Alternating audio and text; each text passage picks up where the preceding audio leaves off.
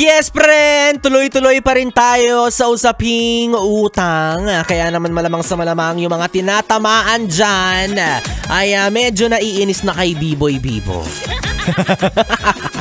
Ano ba naman to si Biboy Bibo? Panay ang parinig. Well, ganun talaga para ma-encourage ka na makapagbayad na, diba? Yan ang sinasabi ko sa'yo eh. Ikaw lang naman tong sinisingil. Ikaw pa yung galit. Alam naman na nagpautang sa'yo na walang-wala nang itatakjak. Hindi na alam ni Biboy Bibo yung sasabihin para lang masingil ka. Utang na loob naman kasi magbayad ka na. O eto na nga, alam naman nang nagpautang sa'yo na wala nang itataktak dyan sa pitaka mo. Pero ang gusto lang kasi naman sana niya maibalik mo yung hiniram mong pera.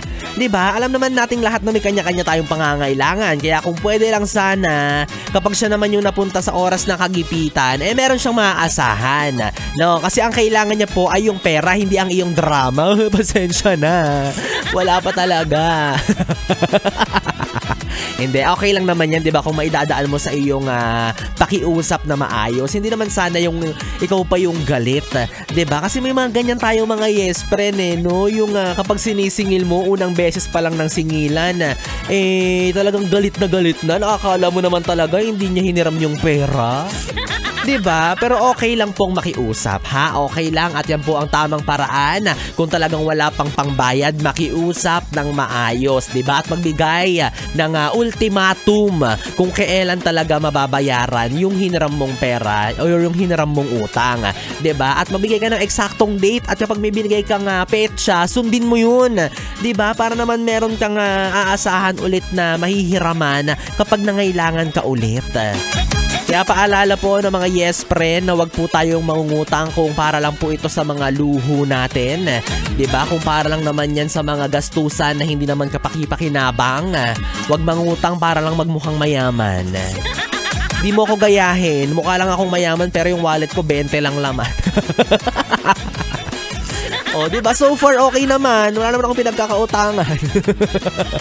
Tamang dil-dil lang. Okay na ako dun. Masaya na ako dun.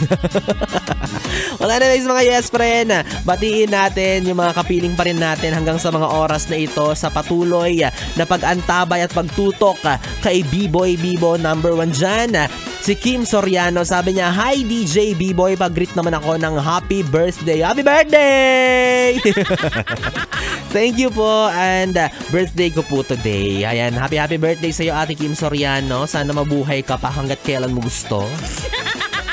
Nakikinig rin sa atin si Romartinho. Sabi niya, pa-shout out DJ B-Boy Bibo. Pabati naman ng happy birthday kay Nestor Lorica, Adelo Lanusa at Renante Hagos from House of Precast. Ayan, ang dami nagbo-birthday pero walang nakakarating na handa dito.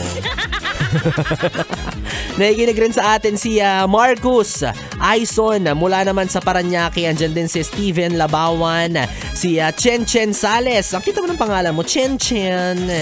At si Noriko Lee. Ayan, maraming salamat mga yes friends sa pagtutok. Hanggang mamayang alas 6 pa po tayo magbabanding-bandingan. At kung meron ka mga pabati or pa-shoutout, again, bukas po ang aking Facebook page, DJ B-Boy Bibo. DJ B-I-B-O-Y B-I-B-O. Tayo ay magbabalik tugtugan para sa ating Stick to One. Dito pa rin at dito ka lang sa istasyong No Problem, ang 101.1 Yes FM. Yes FM! Oras natin, 4:35.